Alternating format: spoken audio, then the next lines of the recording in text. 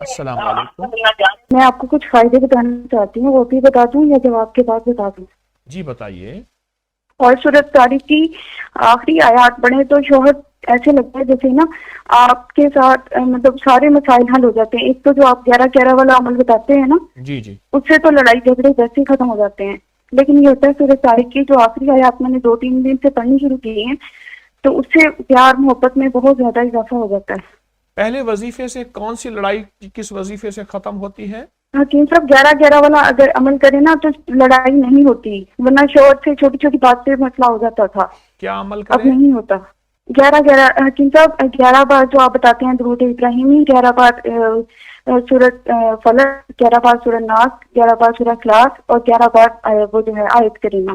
یہ پڑھنے سے لڑائی جھگڑا بالکل نہیں ہوتا ہے، سکون آ جاتا ہے. اور جو سورۃ طارق کی آخری آیت ہے اس سے کیا ہوتا ہے؟ حکیم صاحب اس سے تو ایسا لگتا ہے کہ اگلا بندہ ویسے ہی آپ کی قید میں آ جاتا ہے، آپ جیسے کہتے ہیں وہ ویسے ہی کرتا ہے. ماشاء اللہ ماشاء اللہ. پہلی دفعہ کسی مائی سے اور سنا حکیم کہ میاں صاحب قید میں آ جاتا ہے. حکیم اللہ. صاحب ابھی صرف 3 دن ہوئے ہیں مجھے پڑھتے ہوئے. اچھا وہ اب آپ کی قید میں ہے؟ جی ہاں جی بالکل، اب تو ایسے ہی لگتا ہے 3 دن سے. اللہ الحمدللہ. مظلوم بیچارہ. حکیم صاحب میرے کچھ سوال بتا دیجیے. لکھا ایک تو مجھے پردیس اپنے کی ہر عصمت میں وظائف کی وطن کو اجازت. یاد کیا کرنا، جہاں بے درد حاکم ہو وہاں فریاد کیا کرنا.